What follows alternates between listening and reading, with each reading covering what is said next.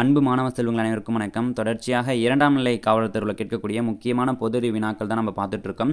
இன்றைக்கி நம்ம 100 முக்கியமான பொதுஅறிவு வினாக்கள் பார்க்க போகிறோம்.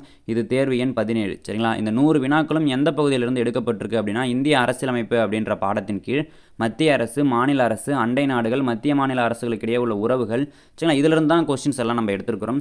இந்த டாப் மோஸ்ட் இம்பார்ட்டண்டான 100 கொஸ்டின்ஸ் அப்படின்றது உங்களுக்கு ரிவிஷனுக்கு ரொம்ப யூஸ்ஃபுல்லாக இருக்கும் சரிங்களா. எந்த அளவுக்கு அப்படின்னு சொல்லி பார்த்தீங்கன்னா, நீங்கள் இப்போ பார்த்துட்டு இருக்கிறது காவல் உதவி ஆய்வாளர் தேர்வு 2023க்கான டெஸ்ட் சீரியஸ் கொஸ்டினை தான் நீங்கள் பார்த்துட்டு இருக்கிறீங்க. நம்ம மாணவர்களுக்கு இதை நம்ம கொடுத்துருந்தோம் சரிங்களா. இந்த கொஸ்டின்ல இருந்து தான் சரிங்களா, இந்த டாப்பிக்லேருந்து ஒரு 3 கொஸ்டின் கேட்டிருக்காங்க அப்படின்னா, அது இந்த கொஸ்டின்ல இருந்து தான் மெயின் எக்ஸாமில் கேட்டிருந்தாங்க அந்த 3 கொஸ்டினுமே சரிங்களா. அந்த அளவுக்கு இம்பார்ட்டண்டான கொஸ்டின்ஸு. அப்போ பிசிக்கு படிச்சுட்டு இருக்கிற உங்களுக்கும் இது ரொம்ப யூஸ்ஃபுல்லாக இருக்கும் ரிவிஷனுக்குன்னு சொல்லி தான் நம்ம ரெகுலராக வீடியோஸ் கொடுத்துட்ருக்கோம். அப்போ இதை நீங்கள் உங்களோட ரிவிஷனுக்காக கண்டிப்பாக நீங்கள் 100% நம்பி ஃபாலோ பண்ணிக்கலாம் சரிங்களா. அப்போ இந்த 100 கேள்விக்கு நீங்கள் எத்தனை கேள்விக்கு சரியாக விடையளிச்சிருக்கீங்க அப்படின்றத மறக்காமல் கீழே கமெண்ட் பாக்ஸில் கமெண்ட் பண்ணிடுங்க. ஃபஸ்ட்டு கொஸ்டின் பாருங்கள். அரசியலமைப்பு என்ற கொள்கை முதலில் எங்கு தோன்றியது அப்படின்னு சொல்லி கேட்டிருக்காங்க. அமெரிக்காவில் தான் அரசியலமைப்பு அப்படின்ற கொள்கை ஃபஸ்ட்டு தோன்றியது சரிங்களா. அடுத்த கொஸ்டின் 2 கூற்று கொடுத்துருக்காங்க. அதில் சரியானது எதுன்னு நம்ம கண்டுபிடிக்கணும். முதல் கூற்று, இந்திய அரசியலமைப்பு நிர்ணய சபையின் தலைவர் என அழைக்கப்படுபவர் யார் அப்படின்னு சொல்லி டாக்டர் B.R. அம்பேத்கர் வந்து சொல்லியிருக்கிறாங்க. அப்போ இது தப்புப்பா. இது இந்திய அரசியலமைப்பு நிர்ணய சபையுடைய தலைவர் யாருன்னா டாக்டர் ராஜேந்திர பிரசாத் தான். அப்போ டாக்டர் B.R. அம்பேத்கர் ஐயா அவர்கள் சட்ட வரைவு குழுவுடைய தலைவராக இருந்திருப்பார். அப்போ இது தப்பு. அடுத்த கூற்று பாருங்கள். இந்திய அரசியலமைப்பு சட்டம் 1980 ஜனவரி 26 நடைமுறைக்கு வந்ததுன்னு சொல்லியிருக்கிறாங்க. இது சரிதான் சரிங்களா. நவம்பர் 26 1949 ஏற்றுக்கொள்ளப்பட்டு 1950 ஜனவரி 26 நடைமுறைக்கு வந்திருக்கும் சரிங்களா. அப்போது 2 மட்டும் சரின்றது தான் சரியான விடை. அடுத்த கொஸ்டின் பாருங்கள். பொறுத்துக வடிவில் கொடுத்துருக்காங்க.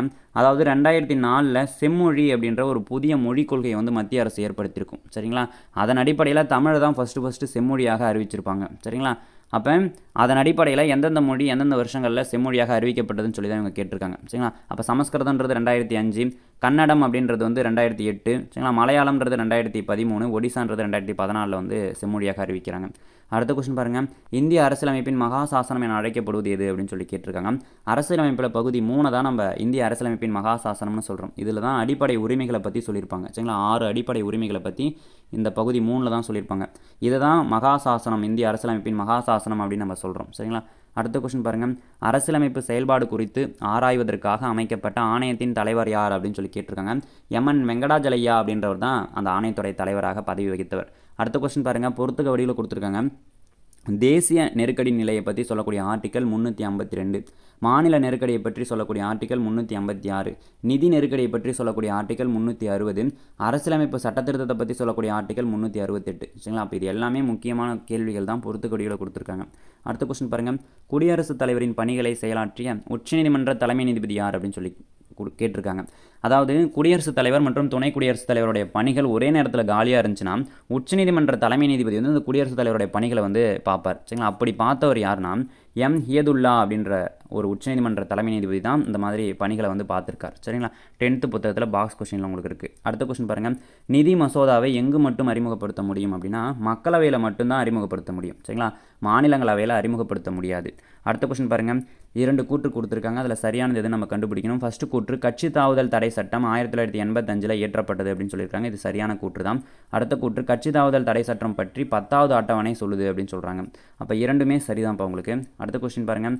மாநில ஆளுநரின் நிர்வாக அதிகாரத்தை பற்றி சொல்லக்கூடிய சட்டப்பிரிவு எது அப்படின்னு சொல்லி கேட்டிருக்காங்க. ஆர்டிக்கல் 154 அப்படின்றது தான் மாநில ஆளுநரின் நிர்வாக அதிகாரங்களை பற்றி சொல்லுது. அடுத்த கொஸ்டின் பாருங்கள். 2 கூற்று கொடுத்துருக்காங்க. அதில் சரியானது எதுன்னு நம்ம கண்டுபிடிக்கணும். ஃபஸ்ட்டு கூற்று, சட்ட மேலவை என்பது ஒரு நிரந்தர அவையாகும். சட்ட மேலவை உறுப்பினர்களின் பதவிக்காலம் 6 ஆண்டுகள்னு சொல்லி கொடுத்துருக்காங்க. இது சரியான கூற்று தான்.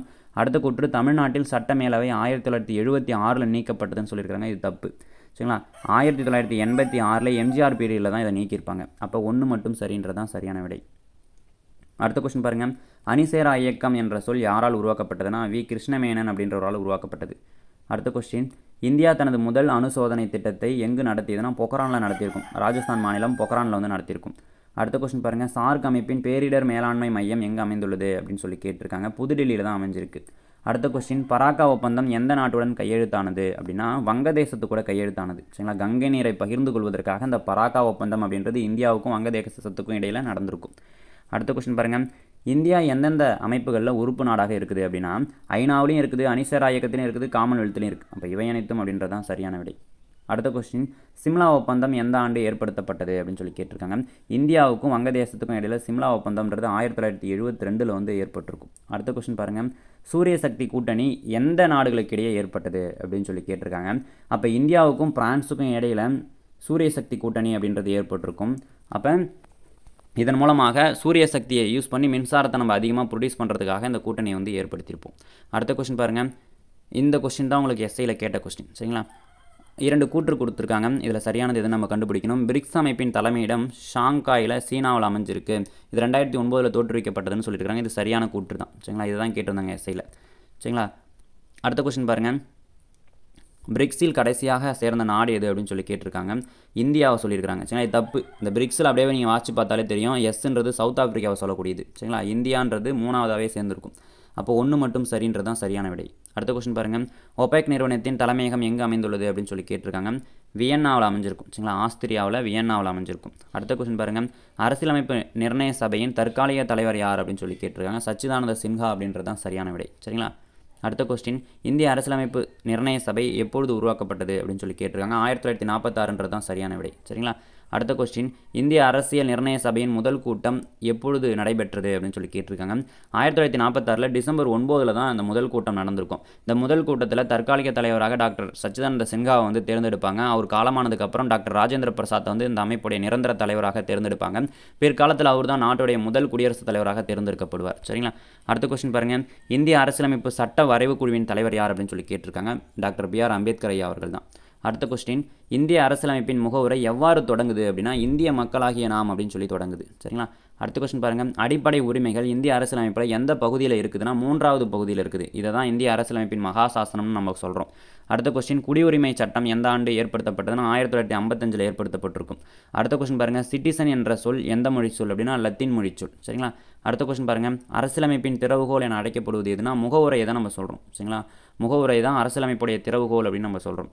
அடுத்த கொஸ்டின், யாருடைய குறிக்கோள்கள் தீர்மானம் அடிப்படையாக கொண்டு இந்த முகப்புரை அப்படின்றது ஏற்படுத்தப்பட்டது அப்படின்னு சொல்லி கேட்டிருக்காங்க. ஜவஹர்லால் நேருடைய குறிக்கோள்கள் தீர்மானத்தை தான் நம்ம முகப்புரையாக எடுத்துருக்கிறோம். சரிங்களா, அடுத்த கொஸ்டின், எந்த அரசியலமைப்பு சட்ட திருத்தத்தின்படி முகப்புரை திருத்தப்பட்டதுன்னா 42வது அரசியலமைப்பு சட்ட திருத்தம். சரிங்களா, 1976 மேற்கொள்ளப்பட்ட 42வது அரசியலமைப்பு சட்ட திருத்தம். இதுதான் நம்ம குறு அரசியலமைப்புனே சொல்கிறோம். சரிங்களா, அடுத்த கொஸ்டின் பாருங்கள், இந்திய குடியுரிமை சட்டத்தின்படி எத்தனை வழிமுறைகளில் குடியுரிமையை பெறலாம்னா 5 வழிமுறைகளில் குடியுரிமையை பெறலாம். இழப்பதற்கான வழிமுறைகள் 3. சரிங்களா, குடியுரிமையை இழப்பதற்கான வழிமுறைகள் 3. அடுத்த கொஸ்டின் பாருங்கள், பெயரளவில் நிர்வாக அதிகாரங்களை பெற்றவர் யார் அப்படின்னு சொல்லி கேட்டிருக்காங்க. குடியரசுத் தலைவர். சரிங்களா, அடுத்த கொஸ்டின், சிறிய அரசியலமைப்பு என்று அறியப்படுவது எதுனா அரசியலமைப்பு சட்ட திருத்தம் 42 தான் நம்ம குறு அரசியலமைப்பு அப்படின்னு சொல்கிறோம். இல்லைனா சிறிய அரசியலமைப்புன்னு சொல்கிறோம். இது 1976 மேற்கொள்ளப்பட்டிருக்கும் இந்திரா காந்தி அம்மையார் பீரியடில். சரிங்களா, ஏன் இதை நம்ம வந்து சிறிய அரசியலமைப்பு குறு அரசியலமைப்புன்னு சொல்கிறோன்னா அந்த அளவுக்கு இதில் நிறைய விஷயங்களை வந்து சேர்த்துருப்பாங்க. சரிங்களா, முகப்புரை திருத்தப்பட்டிருக்கும். சரிங்களா, அதனால தான் இதை நம்ம சொல்கிறோம். அடுத்தது பாருங்கள், அரசியலமைப்பின் பாதுகாவலன் என அழைக்கப்படுவது எதுனா உச்சநீதிமன்றத்தை தான் அரசியலமைப்புடைய பாதுகாவலன்னு சொல்கிறோம். அடுத்த கொஸ்டின், இந்தியா முழுவதற்கும் சட்டம் இயற்றும் அதிகாரம் பெற்றது எது அப்படின்னா நாடாளுமன்றம். சரிங்களா, நாடாளுமன்றம் பாராளுமன்றம் ரெண்டுமே ஒன்று தான். சரிங்களா, இதுதான் இந்தியா முழுவதற்கும் சட்டம் இயற்றும் அதிகாரம் பெற்றது. அடுத்த கொஸ்டின் பாருங்கள், அரசியலமைப்பில் எந்த அட்டவணை மத்திய மாநில அரசை பற்றி சொல்லுது அப்படின்னா 7வது அட்டவணை தான் மத்திய மாநில அரசை பற்றி சொல்லும். சரிங்களா, 5வது அட்டவணைன்றது மத்திய அரசாங்கத்தை பற்றியும் 6வது அட்டவணைன்றது மாநில அரசாங்கத்தை பற்றியும் 7வது அட்டவணைன்றது மத்திய மாநில அரசுகளுக்கு இடையே உள்ள அந்த அதிகார பகிர்வு பற்றியும் சொல்லும். அடுத்த கொஸ்டின் பாருங்கள், சர்காரியா குழு ஏற்படுத்தப்பட்டது எப்பொழுது அப்படின்னு சொல்லி கேட்டிருக்காங்க. 1983 தான் சர்காரியா குழுன்றது ஏற்படுத்தப்பட்டிருக்கும். முதலாவது மொழிக்குழு அமைக்கப்பட்டது எப்பொழுதுன்னு சொல்லி கேட்டிருக்காங்க. 1955 தான் முதலாவது மொழிக்குழுன்றது அமைக்கப்பட்டிருக்கும். அடுத்த கொஸ்டின் பாருங்கள், இந்திய அரசியலமைப்பின் அரசு நெறிமுறைப்படுத்தும் கோட்பாட்டை புதுமையான சிறப்பம்சம்னு சொன்னது யார்? டாக்டர் BR அம்பேத்கர் ஐயா அவர்கள் தான் சொல்லியிருப்பார். இந்த அரசு நெறிமுறைப்படுத்தும் கோட்பாடுன்றதை எந்த நாட்டிலேருந்து நம்ம எடுத்துருப்போம்னா அயர்லாந்துலேருந்து எடுத்திருப்போம். சரிங்களா, அடுத்த கொஸ்டின் பாருங்கள், இந்திய அரசியலமைப்பின் அடிப்படை உரிமைகள் எந்த நாட்டிலிருந்து பெறப்பட்டது அப்படின்னு சொல்லி கேட்டிருக்காங்க. அடிப்படை உரிமைகள் அப்படின்னா அமெரிக்க ஐக்கிய நாடுகளிலிருந்து எடுத்திருப்போம். அதே மாதிரி அடிப்படை கடமைகள் அப்படின்னா சோவியத்திய ரஷ்யாவிலேருந்து நம்ம எடுத்திருப்போம். சரிங்களா, அடுத்த கொஸ்டின் பாருங்கள், அலுவலக மொழி சட்டம் கொண்டு வரப்பட்ட ஆண்டு எப்பொழுது அப்படின்னு சொல்லி கேட்டிருக்காங்க. 1963 தான் அலுவலக மொழி சட்டம் அப்படின்றது கொண்டு வரப்பட்டிருக்கும். அடுத்த கொஸ்டின், 8வது அட்டவணையில் அங்கீகரிக்கப்பட்ட மொழிகள் எத்தனை அப்படின்னு சொல்லி கேட்டிருக்காங்க. 22 மொழிகள் வந்து அங்கீகரிக்கப்பட்டிருக்கும். சரிங்களா, அடுத்த கொஸ்டின் பாருங்கள், இந்தியாவில் முதல் முறையாக மாநில அவசர நிலை எப்பொழுது அறிவிக்கப்பட்டது? 1951 தான் முதல்ல மாநில அவசர நிலை அப்படின்றது அறிவிக்கப்பட்டிருக்கும். அடுத்த கொஸ்டின் பாருங்கள், தேசிய சீராய்வு ஆணையம் யாருடைய தலைமையில் அமைக்கப்பட்டது அப்படின்னு சொல்லி கேட்டிருக்காங்க. இதுக்கு சரியான ஆன்சர் வந்து பார்த்தீங்கன்னா எம்என் வெங்கடாஜலையா அவருடைய தலைமையில் தான் தேசிய சீராய்வு ஆணையம் அப்படின்றது அமைக்கப்பட்டிருக்கும். அடுத்த கொஸ்டின் பாருங்கள், மத்திய அரசு பற்றி கூறும் பகுதி எது அப்படின்னு சொல்லி கேட்டிருக்காங்க. பகுதி 5 தான் வந்து பார்த்தீங்கன்னா மத்திய அரசை பற்றி சொல்லக்கூடிய பகுதி. சரிங்களா. அடுத்த கொஸ்டின் பாருங்கள், குடியரசுத் தலைவர் பதவி நீக்கத்தை பற்றி சொல்லக்கூடிய சட்டப்பிரிவு எது அப்படின்னு சொல்லி கேட்டிருக்காங்க. பிரிவு 61 தான் வந்து பார்த்தீங்கன்னா உங்களுக்கு குடியரசுத் தலைவரின் பதவி நீக்கத்தை பற்றி சொல்லக்கூடியது. அடுத்த கொஸ்டின் பாருங்கள், எந்த மாநிலங்களில் அதிக முறையான குடியரசுத் தலைவரின் ஆட்சி நடைமுறைப்படுத்தப்பட்டது அப்படின்னு சொல்லி கேட்டிருக்காங்க. பஞ்சாப் மற்றும் கேரளா ரெண்டுத்துலேயுமே வந்து பார்த்தீங்கன்னா அதிகபட்சமாக குடியரசுத் தலைவருடைய ஆட்சி வந்து 9 முறை அறிமுகப்படுத்தப்பட்டிருக்கும். சரிங்களா. அடுத்த கொஸ்டின் பாருங்கள், இந்தியாவில் அவசரகால நிதி யார்கிட்ட இருக்குது அப்படின்னு சொல்லி கேட்டிருக்காங்க. குடியரசுத் தலைவர்கிட்ட தான் இந்தியாவின் அவசரகால நிதி அப்படின்றது இருக்கும். சரிங்களா. அடுத்த கொஸ்டின், முப்படை தளபதிகளை நியமனம் செய்பவர் யார் அப்படின்னா குடியரசுத் தலைவர் தான். இவர் தான் முப்படைகளின் தலைமை தளபதியாக இருக்கிறார். இவர் தான் முப்படைகளின் தலைமை தளபதியாக இருந்துக்கிட்டு தளபதிகளை எல்லாம் நியமனம் செய்கிறாரு. இந்தியாவில் உயர்ந்த பதவிகளை எல்லாத்தையும் நியமனம் செய்வது யார் அப்படின்னு சொல்லி பார்த்தீங்கன்னா குடியரசுத் தலைவர் தான். ஆளுநர், யூபிஎஸ்சி சேர்மன், இந்த மாதிரி உச்சநீதிமன்ற தலைமை நீதிபதி, சரிங்களா, பிரதமர், அமைச்சர்கள், இவங்க எல்லாத்தையும் நியமனம் செய்கிறது யார்? குடியரசுத் தலைவர் தான் நியமனம் செய்கிறார். அடுத்த கொஸ்டின் பாருங்கள், இந்தியாவின் பிரதம அமைச்சர் பதவியானது எங்கிருந்து பெறப்பட்டதுன்னா இங்கிலாந்திலிருந்து பெறப்பட்டது. சரிங்களா. அடுத்த கொஸ்டின், மாநிலங்களவை உறுப்பினர்களின் பதவி காலம் எவ்வளவு அப்படின்னு சொல்லி கேட்டிருக்காங்க. 6 ஆண்டுகள். சரிங்களா. இதில் இருந்தால் உங்களுக்கு கொஸ்டின் கேட்டிருந்தாங்க எஸ்ஐயில். இப்போ பஞ்சாயத்து யூனியன்லாம் இருக்கு இல்லையா, நம்ம கிராம சபையெல்லாம் இருக்குல்ல, அதில் இருக்கக்கூடிய அந்த பிரதிநிதிகள், வார்டு மெம்பரு, தலைவர், இவங்களுடைய பதவி காலம் என்னன்னு சொல்லி கேட்டிருந்தாங்க. 5 ஆண்டுகள். அதே மாதிரி வந்து பார்த்தீங்கன்னா எம்எல்ஏவோட பதவி காலம், எம்பியோட பதவி காலம் அப்படின்னு சொல்லும்போது சட்டமன்ற உறுப்பினர்கள் மற்றும் நாடாளுமன்ற உறுப்பினர்கள் இவங்களுடைய பதவி காலம்னு சொல்லும்போது 5 ஆண்டுகள் தான். இதுவே வந்து பார்த்தீங்கன்னா ராஜ்யசபா எம்பி இருப்பாங்கல்ல, அவங்களுடைய பதவி காலம்ன்றது 6 ஆண்டுகள். சரிங்களா. இதெல்லாம் நீங்கள் தெரிஞ்சு வச்சுக்கணும். அதே மாதிரி மேலவை உறுப்பினர்கள், சட்ட மேலவை உறுப்பினர்கள், அவங்களோட பதவி காலமும் 6 ஆண்டுகள். சரிங்களா.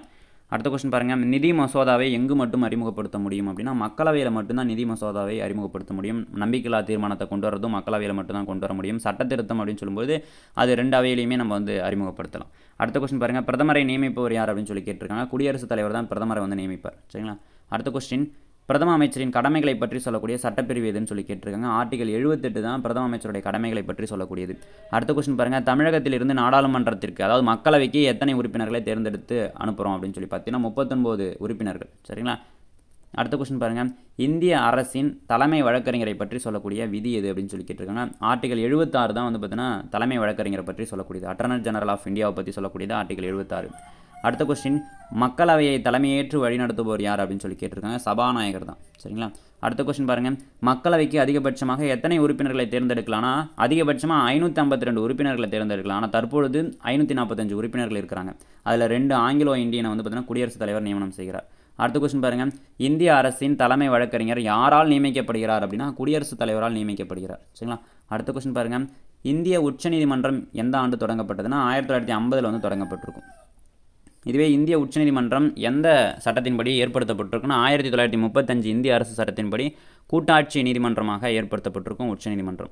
அடுத்த கொஸ்டின் பாருங்கள், உச்சநீதிமன்ற தலைமை நீதிபதியின் ஓய்வு பெறும் வயது என்ன அப்படின்னு சொல்லி கேட்டிருக்காங்க. 65 தான். இதுவே உயர்நீதிமன்ற நீதிபதியோடைய ஓய்வு பெறும் வயது எதுனா 62. அடுத்த கொஸ்டின் பாருங்கள், மாநில ஆளுநரை நியமனம் செய்பவர் யாருன்னா குடியரசுத் தலைவர் தான் நியமனம் செய்கிறார். சரிங்களா. அடுத்த கொஸ்டின் பாருங்கள், மாநில நிர்வாகத்தின் உண்மையான அல்லது அரசாங்கத்தின் தலைவர் யார் அப்படின்னு சொல்லி கேட்டிருக்காங்க. முதலமைச்சர் தான். சரிங்களா. இதுவே மாநில அரசின் தலைவர் யார் அப்படின்னு சொல்லி கேட்டாங்கன்னா ஆளுநர். சரிங்களா. அடுத்த கொஸ்டின் பாருங்கள், சட்ட மேலவை உறுப்பினர்களின் பதவி காலம் என்ன அப்படின்னு சொல்லி கேட்டிருக்காங்க. 6 ஆண்டுகள். சரிங்களா. அடுத்த கொஸ்டின், உலகில் லண்டனுக்கு அடுத்தபடியாக 2வது பெரிய நீதிமன்ற வளாகம் எது அப்படின்னு சொல்லி கேட்டிங்கன்னா சென்னை நீதிமன்ற வளாகம் தான். சென்னை உயர்நீதிமன்ற வளாகம் தான் உலகத்திலேயே 2வது பெரிய வளாகம். இதுவே இந்தியாவின் பெரிய நீதிமன்றம் எது அப்படின்னு சொல்லி கேட்டாங்கன்னா அலகாபாத் உயர்நீதிமன்றம் தான். சரிங்களா. அடுத்தது பாருங்கள், இந்திய வெளிநாட்டு சேவை பயிற்சி நிறுவனம் எந்த ஆண்டு தொடங்கப்பட்டதுன்னு சொல்லி கேட்டிருக்காங்க. 1986 தான் தொடங்கப்பட்டிருக்கும். சரிங்களா. அரசு நெறிமுறையுறுத்தும் இந்தியாவின் வெளியுறவு கொள்கையை பற்றி சொல்லக்கூடிய விதி எது அப்படின்னா ஆர்டிகல் 51 தான். சரிங்களா. அடுத்த கொஸ்டின் பாருங்கள், நாடுகளுக்கு இடையான பிரச்சனைகளை தீர்ப்பதற்கு வலிமையை பயன்படுத்தாமல் அமைதி வழியை பயன்படுத்துவது பற்றி சொன்னது யார் அப்படின்னு சொல்லி கேட்டிருக்காங்க. சரி, 2 நாடுகளுக்கு இடையே இருக்கிற பிரச்சனையை தீர்க்கறதுக்கு வலிமையை பயன்படுத்தாமல் அமைதி வழியை பயன்படுத்தணும்னு சொன்னது யார் அப்படின்னா கௌதம புத்தர் தான் சொல்லியிருப்பார். சரிங்களா. அடுத்த கொஸ்டின், இந்திய வெளிநாட்டு சேவை பயிற்சி நிறுவனம் எங்கே அமைந்துள்ளது அப்படின்னா புதுடெல்லியில் தான் அமைஞ்சிருக்கு. சரிங்களா. அடுத்த கொஸ்டின் பாருங்கள், பஞ்சசீலம் எனும் சொல் எந்த மொழியிலிருந்து வந்ததுன்னா சமஸ்கிருதத்துலேருந்து வந்திருக்கும். சரிங்களா. அப்போ பஞ்சசீல கொள்கை அப்படின்னு சொன்னோம்னா 1954 தான் பஞ்சசீல கொள்கையை வந்து கொண்டு வந்திருப்பாங்க. சரிங்களா. அடுத்த கொஸ்டின் பாருங்கள், பஞ்சசீல கொள்கை எந்த ஆண்டு பாண்டூங் பிரகடனத்தில் சேர்க்கப்பட்டதுன்னா 1955. சரிங்களா. ஆனால் பஞ்சசீல கொள்கை எப்போது அறிமுகப்படுத்தப்பட்டிருக்குன்னா 1954. இந்த பஞ்சசீல கொள்கைன்றது இந்தியாவுக்கும் சீனாவுக்கும் இடையில் சரிங்களா, இணக்கமாக இணைந்திருக்கக்கூடிய 5 கொள்கைகளை வந்து கொண்டது. சரிங்களா, அப்போ பாண்டூங் மாநாடு அப்படின்றது 1955 வந்து நடந்திருக்கும். அந்த மாநாட்டில் வந்து இந்த கொள்கையை வந்து சேர்த்திருப்பாங்க. அடுத்த கொஸ்டின் பாருங்கள், சார்க் அமைப்பில் கடைசியாக இணைந்த நாடு எது அப்படின்னு சொல்லி கேட்டிருக்காங்க. ஆப்கானிஸ்தான் அப்படின்றது தான் சரியான விடை. அடுத்த கொஸ்டின், சார்க் அமைப்பின் பேரிடர் மேலாண்மை மையம் எங்கே அமைஞ்சிருக்குன்னா புதுடெல்லியில் அமைஞ்சிருக்கு. அடுத்த கொஸ்டின் பாருங்கள், இந்தியாவிற்கும் தென்கிழக்கு ஆசிய நாடுகளுக்கும் பாலமாக இருப்பது எதுனா மியான்மர் தான். சரிங்களா, அடுத்த கொஸ்டின் பாருங்கள், இடி மின்னலின் இல்லம் என அழைக்கப்படும் நாடு எதுனா பூட்டான். அடுத்த கொஸ்டின், இந்தியாவில் எந்த பல்கலைக்கழக திட்டத்தில் இலங்கை பங்குதாரராக உள்ளது அப்படின்னா நாலந்தா பல்கலைக்கழக திட்டத்தில். சரிங்களா, அடுத்த கொஸ்டின் பாருங்கள், இந்தியாவின் ரூபாய் என்ற சொல் சமஸ்கிருத சொல்லிலிருந்து வந்ததாகும். இரண்டாவது கூற்று, இந்தியாவின் ரூபாய் குறியீட்டை உருவாக்கிய ஒரு விழுப்புரம் மாவட்டத்தை சார்ந்த உதயகுமார் அப்படின்றது. அப்போ இரண்டும் சரி அப்படின்றது தான் சரியான விடை. அடுத்த கொஸ்டின் பாருங்கள், நாணயங்கள் கொடுத்துருக்காங்க, அதனுடைய ஆங்கிலேயர்கள் வழங்கிய பெயர்களையும் சொல்லியிருக்காங்க. தங்கம் அப்படின்னு சொன்னோம்னா கரோலினா அப்படின்னு சொல்கிறோம், வெள்ளியை வந்து ஏஞ்சலினான்னு சொல்கிறோம், வெண்கலம்னா டின்னி, செம்புனா கப்ரூட். சரிங்களா, அடுத்த கொஸ்டின், இந்திய அரசாங்கம் கருப்பு பணத்திற்கு எதிராக அனைத்து 500 ரூபாய் 1000 ரூபாய் நோட்டுகளை எப்பொழுது பண மதிப்பிழப்பு செஞ்சதுன்னா 2016. சரிங்களா, அடுத்த கொஸ்டின் பாருங்கள், எதையெல்லாம் செய்ய வல்லதோ அதுவே பணம் என்ற கருத்து யார் உருவாக்கினார் அப்படின்னா வாக்கர் உருவாக்கியிருப்பார். அடுத்த கொஸ்டின், இந்தியாவின் பொதுத்துறை நிறுவனங்களின் தந்தை என்று அழைக்கப்படுபவர் யார் அப்படின்னு சொல்லி பார்த்தீங்கன்னா வி கிருஷ்ணமூர்த்தி அப்படின்றவர் தான். சரிங்களா, அடுத்த கொஸ்டின் பாருங்கள், அதிக அளவில் பணியாளர்களை கொண்ட இந்திய பொதுத்துறை நிறுவனம் எது அப்படின்னா ரயில்வே பணித்துறை தான். சரிங்களா, இந்திய ரயில்வே துறை தான் அதிக பணியாளர்களை கொண்ட ஒரு பொதுத்துறை நிறுவனம். அடுத்த கொஸ்டின் பாருங்கள், இந்திய பொதுத்துறை நிறுவனங்கள் இந்திய அரசில் எந்த ஆண்டு தொழில் கொள்கை தீர்மானத்தின் வாயிலாக அதன் தோற்றத்தை கண்டது அப்படின்னு சொல்லி கேட்டிருக்காங்க. 1956 தொழில் கொள்கையின் மூலமாக தான் அது ஒரு அமைப்பாக அப்படியே உருவாகும். அடுத்த கொஸ்டின், 65 ஆண்டுகள் பழமையான திட்டக்குழுவுக்கு மாற்றாக அமைக்கப்பட்ட குழு எது? இது வந்து பார்த்தீங்கன்னா உங்களுக்கு வந்து கேட்டிருந்தாங்க. மதியுரை குழு அப்படின்னு சொல்லுவாங்க, இல்லைனா நிதி குழு அப்படின்னு நிதி ஆயோக் அப்படின்னு கூட சொல்லுவாங்க. சரிங்களா, அப்போ ரெண்டுமே ஆன்சர் தான். சரிங்களா, இதுதான் உங்களுக்கு வந்து எஸ்ஐயில் கேட்டிருந்த கொஸ்டின். மதியுரை கழகம்னு சொல்லி இந்த நிதி ஆயோக்கு சொல்கிறோம். சரிங்களா, அதுதான். சரிங்களா, திட்டக்குழுவுக்கு மாற்றாக அமைக்கப்பட்ட குழு நிதி ஆயோக். சரிங்களா, இது எப்போது அறிமுகப்படுத்தப்பட்டிருக்குன்னா ஜனவரி 1, 2015. சரிங்களா, இதுவுமே நம்ம வந்து கேட்டிருக்கோம். 2 கூட்டில் இந்த கொஸ்டின் கேட்டிருந்தாங்க. அடுத்து பாருங்கள், ரூபியா எனும் வெள்ளி நாணயத்தை வெளியிட்டவர் யார் அப்படின்னா ஷெர்ஷா சூர் அப்படின்றவர் தான், சூர் வம்சத்தை சார்ந்தவர். அடுத்த கொஸ்டின் பாருங்கள், 87வது கொஸ்டின், பண மோசடி நடவடிக்கை தடுப்பு சட்டம் அப்படின்னு சொல்லும்போது 2002, ஊழல் தடுப்பு சட்டம் அப்படின்னு சொன்னோம்னா 1988, ரியல் எஸ்டேட் சட்டம்னா 2016, பினாமி பரிவர்த்தனை தடுப்பு சட்டம்னு சொன்னோம்னா 1988. சரிங்களா, இது வந்து ரொம்ப முக்கியமான கொஸ்டின், 8th புக்கில் இருக்குது. சரிங்களா, அடுத்த கொஸ்டின் பார்க்கலாம். உலக சிட்டுக்குருவி நாள் எப்பொழுது அப்படின்னு சொல்லி கேட்டிருக்காங்க. மார்ச் 20 தான் உங்களுக்கு சிட்டுக்குருவி தினம். சரிங்களா, அடுத்த கொஸ்டின், தமிழகத்தின் மாநில மரம் எது அப்படின்னு சொல்லி கேட்டிருக்காங்க. பனை மரம் அப்படின்றது தான் சரியான விடை. சரிங்களா, மீதெல்லாம் தமிழ் தான் இருக்குது. சரிங்களா, இது நமக்கு தேவைப்படாது. சரிங்களா, பொது அறிவில் நம்ம பார்த்துருக்க இந்த கொஸ்டின்ஸ் எல்லாமே உங்களுக்கு கண்டிப்பாக யூஸ்ஃபுல்லாக இருந்திருக்கும். நீங்கள் படித்ததை நல்ல முறையில் ரிவிஷன் பண்ண மாதிரி இருந்திருக்கும். தொடர்ச்சியாக நம்ம போகிற வீடியோஸ் எல்லாம் பாருங்கள். கண்டிப்பாக இது எல்லாமே டாப் மோஸ்ட் இம்பார்ட்டன்ட். சரிங்களா, உங்களுக்கு நல்ல ரிவிஷன் பண்ண மாதிரி இருக்கும். தொடர்ச்சியாக நம்ம போகிற வீடியோஸ் எல்லாம் பார்த்துக்கிட்டே இருங்க. சரிங்களா, தேங்க்யூப்பா.